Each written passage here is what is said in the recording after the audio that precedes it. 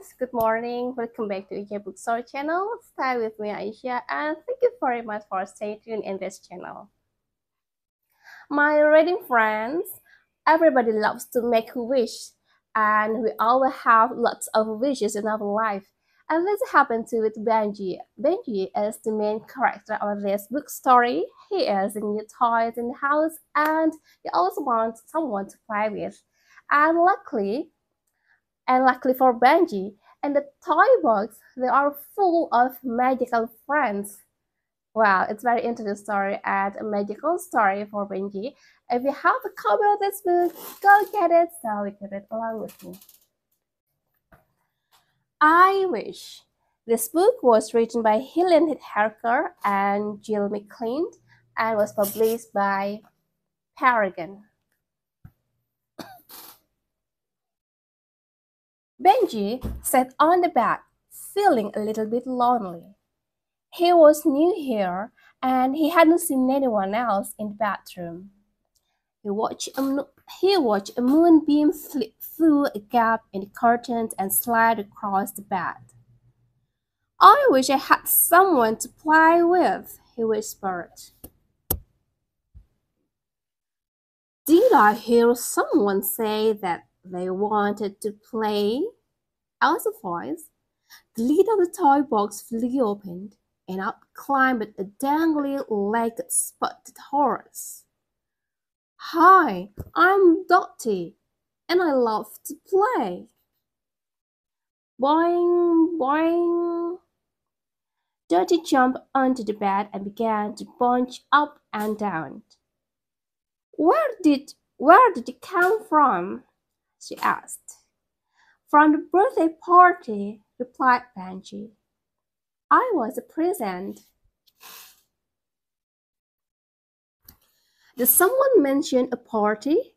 A friendly-looking monkey poked his head around the curtain. "Why weren't Rossie and I invited?" A floppy-eared rabbit appeared beside him. "Max and I love parties," Rossie the rabbit told Benji. "And so does Humph." She stared at the toy box. A loud yawn came from inside. Then the bright blue hippo slowly lifted his head. "Party! A party!" said Humph. "That means food, and I'm hungry.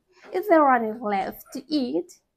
"I think there are some cupcakes in the kitchen," replied Benji. "But do you think we should?" But Humph was already out the door. "Oh," said Benji, looking at the other toys. "Should we go after him?" Benji was bumping down the stairs after Humph when Dottie zoomed past. "This is fun," she neighed. "Wait for me," called Benji. "Whee!" In the kitchen, Humph was about to take a bite of a leftover cupcake. The candle was already halfway into his mouth. Benji grabbed it just in time. "Excuse me," he explained, "but you are supposed to eat that part." "Thanks, Benji. You are smart. I will send you things like that," grumbled Humph. Before Benji could explain about the candle, he heard Dottie and Rossie yell loudly. They were staring at a large black shape outside the kitchen window. They grabbed Benji and held on tight. "It's just a cat," Benji said. "No need to worry." "Phew," sighed Rossie with relief. "I wish I could be as brave as you, Benji," laughed Dottie. That cat will stay outside, won't it?" whispered Max. They all looked to Benji for reassurance. Max had crept across the room and hidden under the table. Hump's knees were shaking. There was a squeaking noise and then a loud clatter. "Don't worry, let just the cat coming into the kitchen," explained Benji.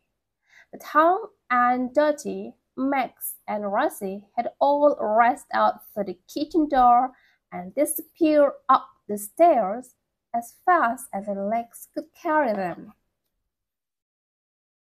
Benji found them all back in the bedroom. It took some time to persuade them to come over. It took some time to persuade them to come out. "Benji, will you always be here to look after us?" Daddy asked him. Benji gave a tiny little smile. It was nice to feel wanted. "Of course," he replied. Humph was tired from their adventure. "How am I going to sleep when I'm so hungry?" he sniffed, settling back down on the bed. Dottie and Rossie giggled. They danced around the bed. Max joined in.